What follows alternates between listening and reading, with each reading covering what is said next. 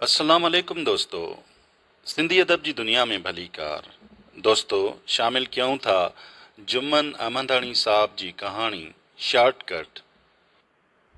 मूंखे इहा ॻाल्हि ज़हन में वेही रही हुई त हाणे हिते गुज़र बि मुश्किल थो थिए। हिकु बेरोज़गारी, ॿियो महांगाई उरूज ते पहुची वई। बाबा बि आख़िर केसी ताईं मुंहिंजो ख़र्च भरींदो। बनीअ जे चइनि ॿारनि मां त हाणे पेट गुज़र बि मुश्किल थो थिए। आउं यूनिवर्सिटी जी तालीम मुकमल करे फ़ारिग वेठो हुउसि, पर नौकिरी मिलण वारो आसरो घटि हो। बसि नारेबाज़ी में ई पंहिंजी अना जी तस्कीन ॻोल्हींदो रहियुसि। कुझु दोस्तनि सलाह ॾिनी त कराचीअ में खोड़ धंधा आहिनि, किथे न किथे लॻी वेंदुसि। ॻाल्हि दिलि सां लॻी। कराची सॼे मुल्क खे पाले ताते रहियो आहे। शहर त असांजो ई आहे, पोइ छो न उन जो ई रुख कजे। फेसबुक ते काफ़ी दोस्त एड हुआ, चैटिंग मैसेंजर ते काफ़ी हौसलो मिलियो। हिकु ॾींहुं सफ़री बैग कुल्हे में हणी कराची पहुची वियुसि। हिकु दोस्त जी जाइ में साणसि गॾु रही पियुसि। कम जी ॻोल्हा में हिकु सिंधी अख़बार में नौकिरी मिली, पर 2 महीननि ताईं पघार ई कोन मिली। इहा बि छॾे आयुसि। दोस्त जी ओधर वधी वई। हाणे इहो दोस्त बि बेज़ार थी पियो।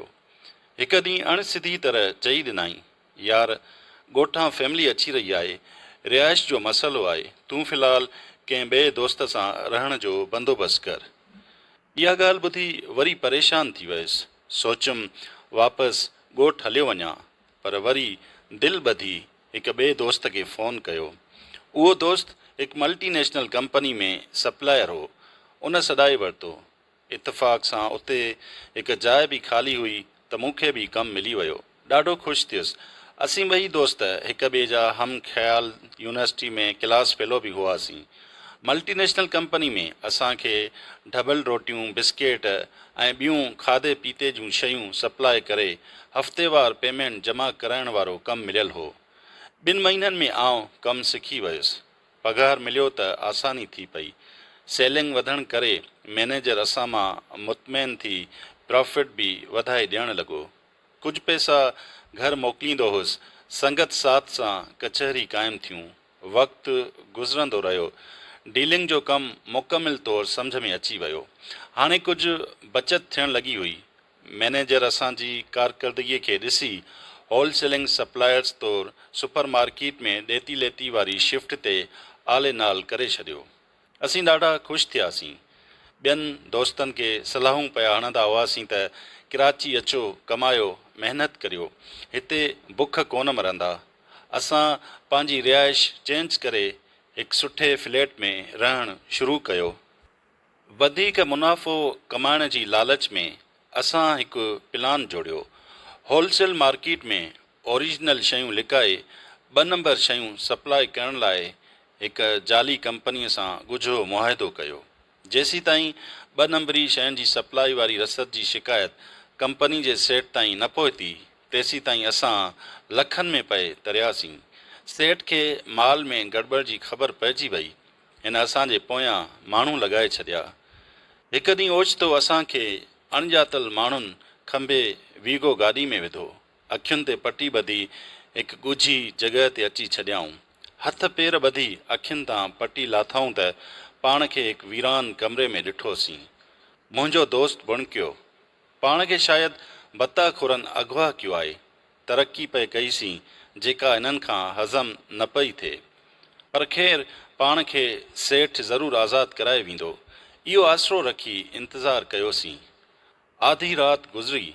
हिकु थुल्हो मतारो शख़्स प्रोटोकॉल में 2 हथियारबंद गार्डनि सां असांजे कमरे में आयो।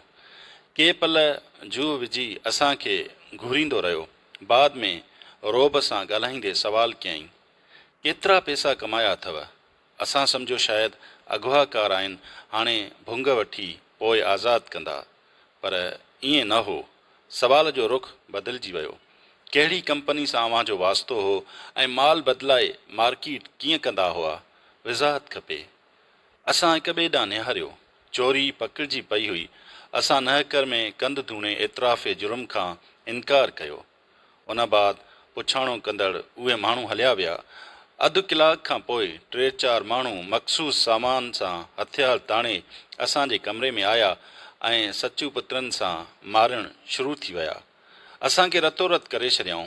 मुख़्तलिफ़ औज़ारनि सां सख़्तु तशदुद करे टार्चर कंदा रहिया। असांजी अखियुनि अॻियां ऊंदहि अची वई। मंज़र धुंधलाइजण लॻा। खनपल सांत छांइजी वई। ॿिए ॾियारे सूट बूट में हिकु हमराह असां वटि पहुतो। असांजे ई मोबाइल ते असांजे वारसनि सां राब्तो कराए 1 करोड़ जो भुंग तलब कयो।